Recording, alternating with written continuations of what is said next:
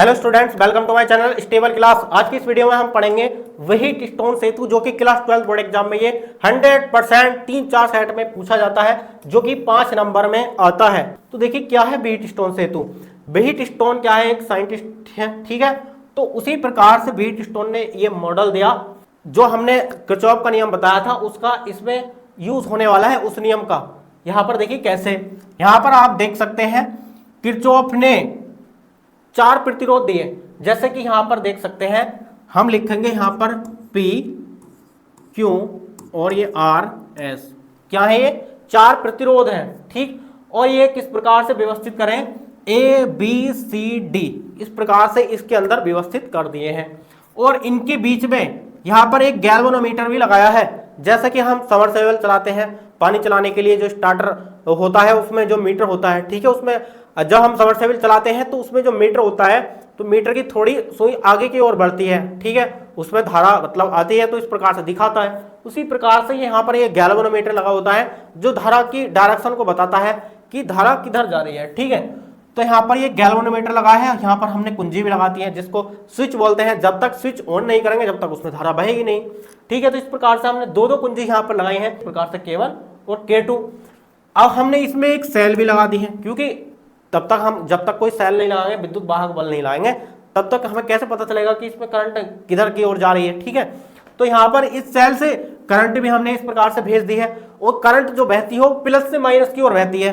जैसे कि यहाँ पर ये प्लस है, इधर की ओर देखिए, यहाँ पर आप देख सकते हैं धारा की डायरेक्शन, तीर की डायरेक्शन जो है यहाँ पर इधर गई, फिर ये इधर गई धारा, ये इधर गई, ठीक है। लेकिन इस पॉइंट से ये धारा इधर की ओर भी जाती है और इधर की ओर भी जाती है, इस प्रकार से, ठीक है। तो इस प्रकार से इन धाराओं का ही थोड़ा सा खेल होता है। यहाँ पर ये धारा इधर गई ऐसे, ठीक है, और यहाँ पर ये धारा इधर भी जाती है ऐसे, ठीक है। जैसे ही हमने ये कुंजी जो स्विच है उसको ऑन किया, तो इस परिपथ में करंट फ्लो होनी शुरू हो गई, धारा बहने लगी। अब ये धारा जब बही तो ये धारा की डायरेक्शन हमें इस प्रकार से देखने को मिली, जैसे कि एरो में आप देख रहे हैं, ठीक है। इसमें 4 प्रतिरोध लगे हैं, P, Q, R, S, ठीक है, बीच में गैल्वेनोमीटर है। तो यहाँ पर इसकी थ्योरी को कुछ इस प्रकार से ही लिख देंगे, यानी कि इसमें 4 प्रतिरोध P, Q, R, S को जोड़कर एक चतुर्भुज ABCD बनाते हैं। तो यहाँ पर आप देख सकते हैं कि इसमें कितने प्रतिरोध हैं? P, Q, R, S है। P, Q, R, S ये क्या है? 4 प्रतिरोध है, और एक चतुर्भुज टाइप का जो दिख रहा है ना इस प्रकार से, ये वाला, इसको चतुर्भुज बोलते हैं। तो एक चतुर्भुज टाइप का ABCD यानी कि ABCD बनाते हैं। बिंदु A व C के बीच एक सेल E को कुंजी K1 के द्वारा जोड़ देते हैं। मतलब कहने का ये है A और C, मतलब कहने का ये है A और C ये जो पॉइंट है, इन दोनों पॉइंट के बीच में यहाँ पर आप देख रहे हैं, इन दोनों पॉइंट के बीच में एक सेल E लगा दिया है हमने, ठीक है। और उसमें एक कुंजी K1 भी लगा दी है इस प्रकार से, और कुंजी K1 के द्वारा जोड़ देते हैं। और B तथा D के बीच एक धारामापी, यानी कि यहाँ पर B और D के बीच में एक धारामापी, जिसको गैल्वेनोमीटर बोलते हैं, धारामापी G को कुंजी K2 के द्वारा जोड़ देते हैं। इस गैल्वेनोमीटर में भी एक कुंजी लगा देते हैं, यहाँ पर कुंजी K2 लगा दी है, एक कुंजी हमने यहाँ पर लगाई है, एक यहाँ पर लगाई है, ठीक है।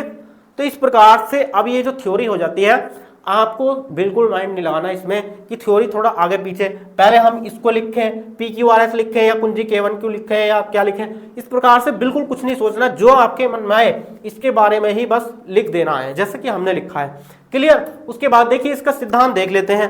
प्रतिरोध को इस प्रकार व्यवस्थित करते हैं कि परिपथ में धारा प्रवाहित करने पर धारा मापी में कोई भी विक्षेप ना हो, उससे संतुलन की अवस्था कहते हैं।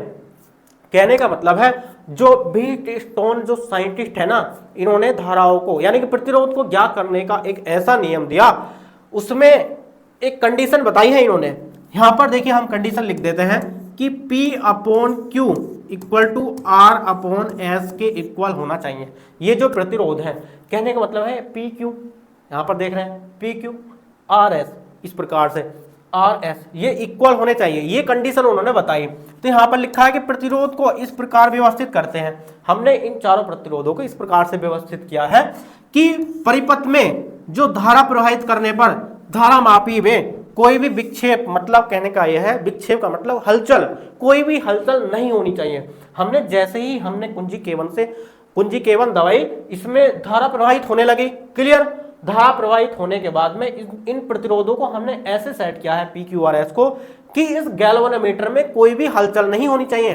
गैल्वेनोमीटर में यहाँ पर ये गैल्वेनोमीटर की सुई है मान लिया, ठीक है, बीच में माना कि 0 है, ठीक है, धारा इधर, मतलब ये गैल्वेनोमीटर में ना तो ये सुई इधर गिरनी चाहिए ना इधर गिरनी चाहिए, बिल्कुल 0 सीधी रहनी चाहिए इस प्रकार से, बिल्कुल ठीक है, इस प्रकार से सीधी शून्य पर।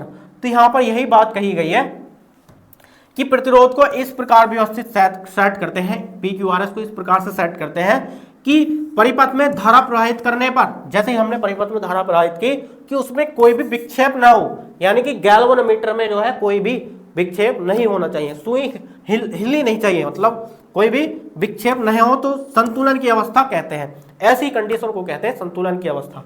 क्लियर, इतना समझ में आ गया, यानी कि PQ अपॉन, यानी कि P upon Q equal to R upon S के होना चाहिए, ठीक है, इतनी बात तो आपके समझ में आ गई। क्लियर, यहां तक समझ में आ गया। उसके बाद देखिए अब सारा खेल होता है यहां से शुरू, ठीक। तो हमने इससे पहले किरचॉफ का नियम पढ़ाया था, उसमें बंद पास के बारे में बताया था, तो उसी प्रकार से यहाँ पर बंद पास 1 और 2 बन जाता है, यदि आप ठीक से देखें तो, ठीक है। तो यहाँ पर देखिए ये वाला एक बंद पास बन जाता है ABDA, ये बंद पास बन गया ट्रिगोनल टाइप का, ठीक है। उसके बाद BCDB, ठीक है, ये वाला एक त्रिभुज, यानी कि 2 बंद पास बन जाते हैं। तो पहले हम बंद पास ABDA इसके लिए काम करेंगे, तो यहां पर लिखेंगे कि बंद पास A, यहां पर देखिए ABDA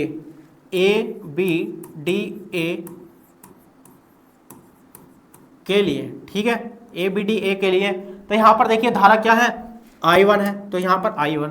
उसके बाद प्रतिरोध P है, तो यहां पर लिखेंगे P। उसके बाद यहां पर आए, इधर आए, हमें धारा की दिशा मिली उल्टी यहाँ पर, यानी कि इधर की ओर मिलनी चाहिए थी, लेकिन हमें इधर की ओर मिली, यानी कि माइनस लगाएंगे इस प्रकार से। तो यहाँ पर I2, प्रतिरोध क्या है, R है, तो यहाँ पर लिखेंगे R, और यहाँ पर उसी पॉइंट पर आ गई, मतलब 0। तो ये जो I2R है इसको 0 के पास ले जाइए, तो यहाँ पर ये प्लस में हो जाएगा। तो देखिए I1 इंटू P, ये इधर जाकर प्लस में हो जाएगा, तो इक्वल टू ये I2R, इसको समीकरण 1 मान लीजिए, ठीक है। उसके बाद अब हम देखेंगे बंद पास 2 के लिए, तो बंद पास 2 BCDB, तो देखिए हम लिखेंगे यहाँ पर कि बंद पास BCDB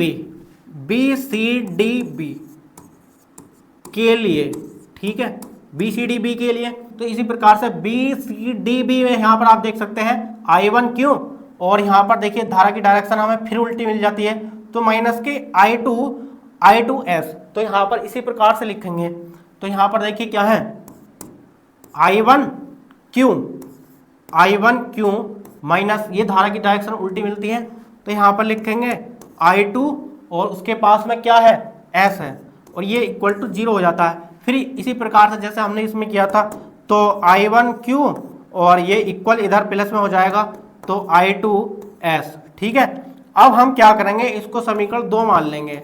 तो देखिए व्हीट स्टोन सेतु की जो संतुलन की स्थिति है वो निकल कर आने वाली है, यदि हम समीकरण 1 को 2 से डिवाइड कर दें, तो डिवाइड करने पर क्या होगा, देखिए यहाँ पर I1 से I1 कैंसिल हो जाएगा, I2 से I2 कैंसिल हो जाएगा, बचेगा क्या, P upon Q R upon S।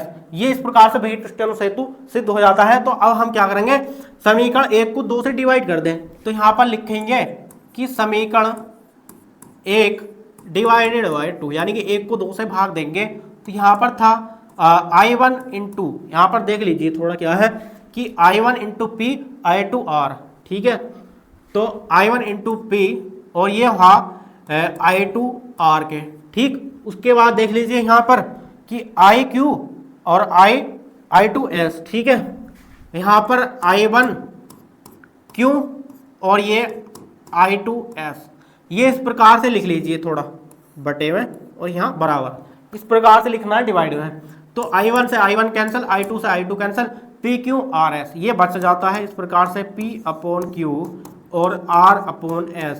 यही हमारा व्हीट स्टोन सेतु सिद्ध हो जाता है, यही हमें बैलेंस की कंडीशन मिल जाती है व्हीट स्टोन सेतु की। तो इस कंडीशन में क्या होता है, ये जो गैल्वेनोमीटर होता है G, इसमें धारा कोई भी नहीं बहती। कहने का मतलब है कोई भी विक्षेप इसमें नहीं होता, कोई हलचल तो इसकी सुई में नहीं होती, ना इधर की ओर गिरती सुई ना इधर की ओर गिरती, ठीक है, कोई विक्षेप देखने को नहीं मिलता है। तो इस प्रकार से व्हीटस्टोन सेतु जो है बैलेंस की कंडीशन में ये संतुलित हो जाता है। तो ये इसका फॉर्मूला निकल कर आया था P/Q = R/S, ठीक है, यही व्हीटस्टोन सेतु का सिद्धांत है। तो डियर स्टूडेंट, ये वीडियो आपको कैसी लगी हमें कमेंट्स बॉक्स में कमेंट करके जरूर बताएं। वीडियो को लाइक जरूर करते रहना। और उसके बाद हमारा एक और क्वेश्चन आया था बहुत जबरदस्त, ट्रांसफार्मर, ये भी 5 नंबर में पूछा जाता है, इसको भी देख लेते हैं, ठीक है। तो ट्रांसफार्मर क्या है, बहुत बार बोर्ड एग्जाम में पूछा जाता है, ट्रांसफार्मर क्या है, इसका सिद्धांत बताइए। रचना, कार्यविधि, हर साल बोर्ड एग्जाम में कम से कम 4 सेट में देखने को मिलता है, प्रति वर्ष ये आता है, ठीक है।